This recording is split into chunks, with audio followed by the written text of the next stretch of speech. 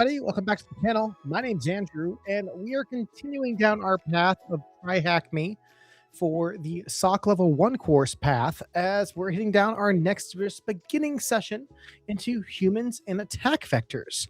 So congratulations, everybody, if you've stumbled across this channel. My name is Andrew, also known as GingerHacker, and I help folks and I talk to folks about breaking into cyber.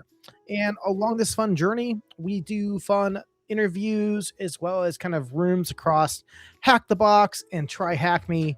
And currently we are going down two different paths where we are going down the SOC Level 1 course with some of the updates they did with their rooms, as well as the SOC Level 2 course. I wanted to revisit some of these rooms and just kind of hang out with everybody in chat as we kind of go through these together. That are also amazing kind of ways to figure out maybe what path you want to go down. Now, I myself am very biased to the blue team for my security analyst or my going for security analyst role. So these videos are definitely going to be for you. If you are my red team GRC side, these are still kind of cool to check out. You get to see how the blue team kind of orients things and how we get to look into and investigate things as well. So let's go ahead and get started. And I will pivot over here into our screen. And boom. As I mentioned, we were just going over the humans and attack vectors, which is part of our learn portion for the SOC Level 1 path right here. And I will reset my score so that way I can kind of just go back through some of these rooms. And as I've mentioned before, Try Hack Me does a really cool concept that I enjoy where depending on what you're trying to do for completion on hours in Try Hack Me, you can go over here and kind of do a hour estimator of how many hours per week you're going to try to be putting into studying to complete the entire course. And that gives you an estimated finish date. So if you're doing 4 hours a week, you're looking at completing this entire section for the SOC Level 1 roughly around 10 of March. If you're doing 6 hours a week, you're looking around 12 of February. So I always try to tell people give about maybe 10 hours a week is awesome if you can dedicate that kind of time. And it gets you a decent kind of completion date, we'll say, because 30th of January, I would say, is pretty quick. It gives you about a month total in a room. But as I mentioned before, we're not trying to rush through things. We want to make sure we're understanding the concepts. So don't be afraid to kick those hours back a little bit more, and totally understandable that you'll be in other rooms some longer than others. So, but let's go ahead and get going inside the humans and attack vectors. I was going to say, I know I had my lo-fi music going.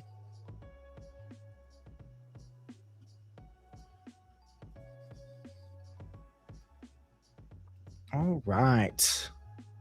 So with this one, we shouldn't need to do any other additional openings for any attack boxes or anything. This is going to be mostly just an informational as we're getting through just the very beginning rooms of the SOC Level 1 course. Now, this one specifically is going over the humans as attack vectors. And here we're just going to be going over the Security Operations Center. Might sound technical and impressive, but what does it really protect us from?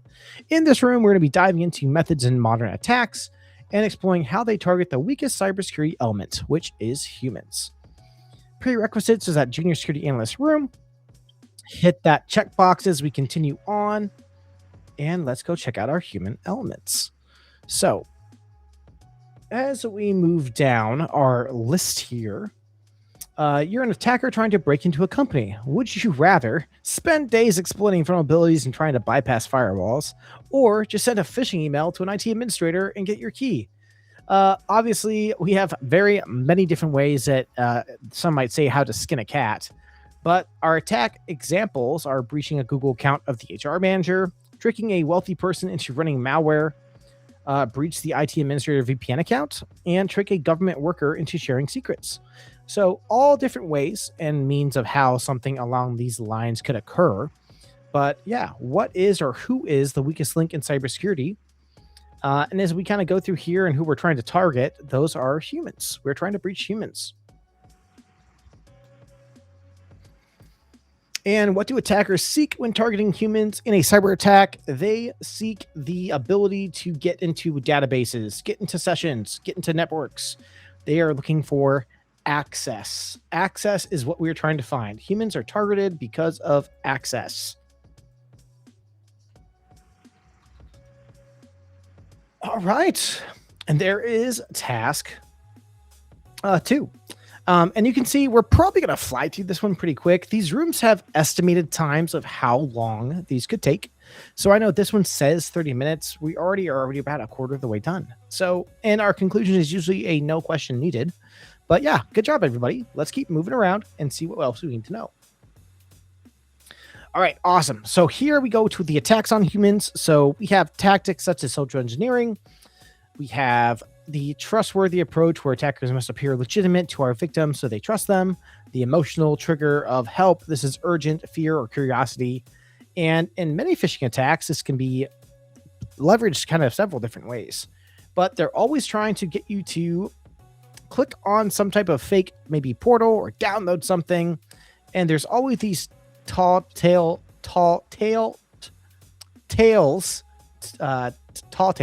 or any type of tail, geez Louise, of ways that you can identify or kind of maybe figure out that these aren't the most known things. So 1password.top, kind of odd. Not sure if I would know that one from maybe an alert from 1password.top if I'm not familiar with that to my company. Malware attachments, so a random zip file, kind of odd. Fake Firefox website, so update the Firefox. This is downloads a data stealer. And fake captchas. So this is telling you, hey, press and hold down your Windows R key, and then in the verification window, press Control V. Press enter on your keyboard, click verify on the button below. Yeah, that doesn't seem odd. That's not a normal means of how folks kind of get their emails going when they're receiving emails from a known coworker. In this day and age, we now have deepfakes, rapid and on the rise of AI-generated videos and audios of someone trying to talk, impersonating families, colleagues, corporate headquarters. That's a huge thing. So yeah. And then we also have impersonations, some other attacks. So we've already covered this kind of with social engineering methods, USB drop campaigns, physical access, insider threats, even fake job offers. And we've seen the fake job posts, nuts, insane. But yeah, those are very simple kind of overarching of what's also going on here within our attacks against humans. So let's hit the questions. What is the name of an attack tactic that manipulates human psychology? And if you recall, we were just talking about it up here. It's a social engineering attack. So we'll go right down here.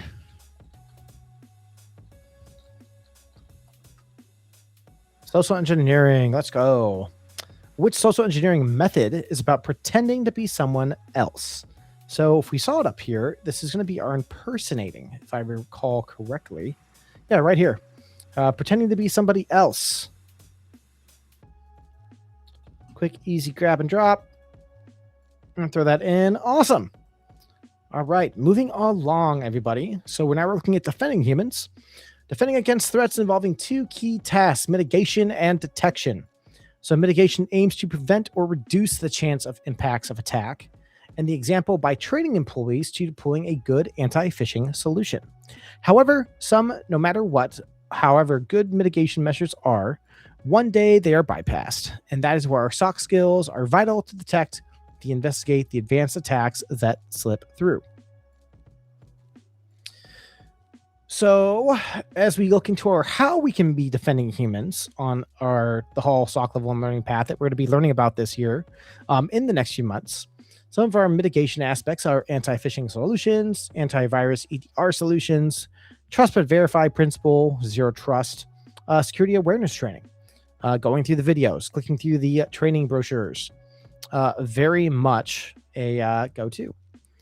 So let's go ahead and hit these questions real fast. Which process is aimed at preventing or reducing the chance of an attack? That is, if we recall up here, that mitigation. That's what we were just talking about. Mitigation is trying to prevent that attack from occurring. And which mitigation measure is about training employees in cybersecurity? Training those employees and reinforcing that training is done through our security awareness training. Awesome. There we go.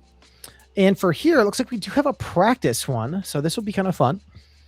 So However, the role of a SOC analyst is responding to these attacks can vary. In some teams, an analyst must monitor alerts, keep tight connections with the other teams like IT or HR, process security improvements, and run company-wide trainings, or even hotline calls from employees suspecting of the attack.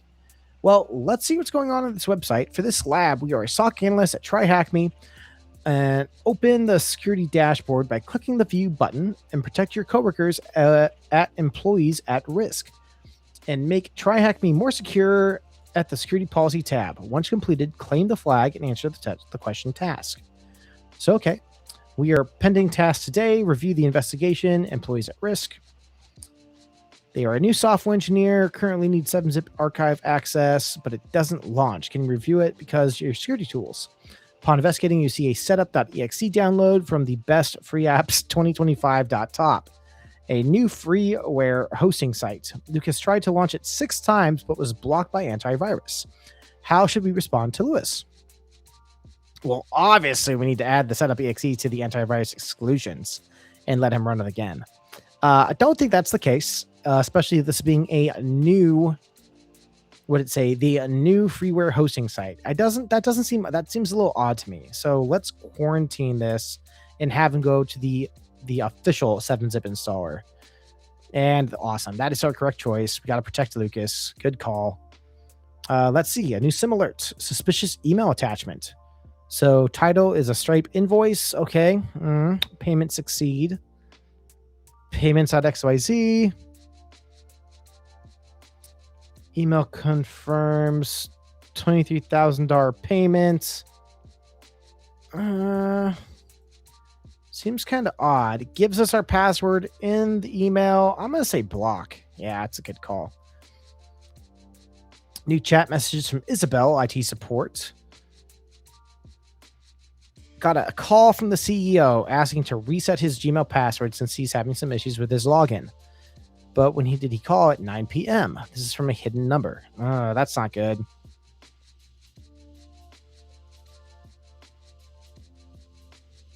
I'm going to say we disable his account because that already seems kind of suspicious. You check the logs and see a login from the USA. The same country Ben lives in, but Ben does not respond to your messages or phone calls. Yeah, I say we suspend the account and then we talk to him in the morning in person. Cool. That is the right choice. Good call. New SIM alert, anonymous login location. So let's see. We have Rose Louise HR from Microsoft 365. Local is UK. Location Oxford, UK. Visit sites. That RU is not looking good. Microsoft login.ru. Probably a malicious site, guys. We are probably going to disable that bad boy. Yep. All right. And we did it. Looks like we got our anyone else at risk. So, hey, good job, everybody. That's some pretty good detection work right there. Throw that in here real quick. Hit check. All right.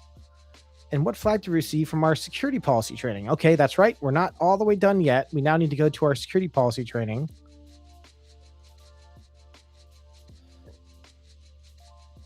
All right, let's see.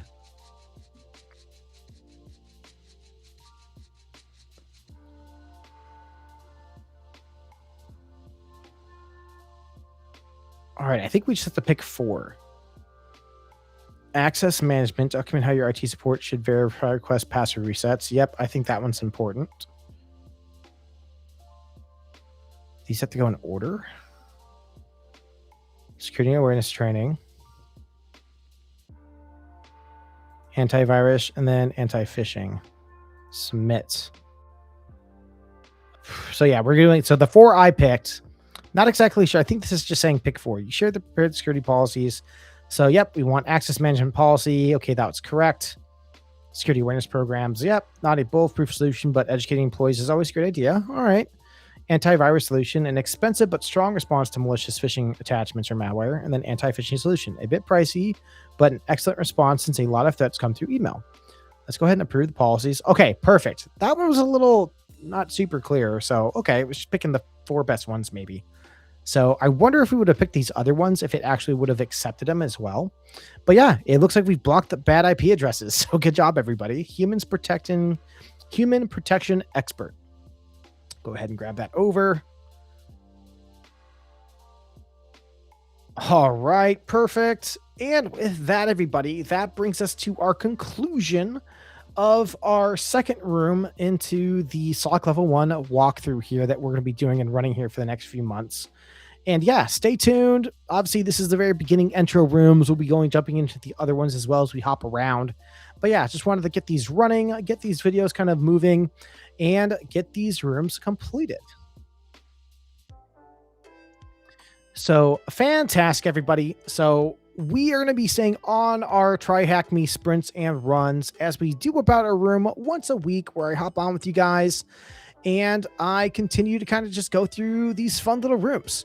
I think it's kind of excellent to kind of get into these and at least do one a day. And as I've recommended for a lot of my folks trying to break into cybersecurity, the SOC Level 1 certification from Try Hack Me is a fantastic certification that's going to get you tons of hands-on experience and get you into a lot of great rooms and training that you can do on your free time. And as I mentioned, that room said it was going to take 30 minutes. We knocked it out in about 15. So easily to jump on for a 15-minute day, not going to Try Hack Me room and continue to learn and try to help yourself break into cyber. So as we continue through this series into 2026, I cannot wait to keep chatting with everybody, and we will catch you on the next video.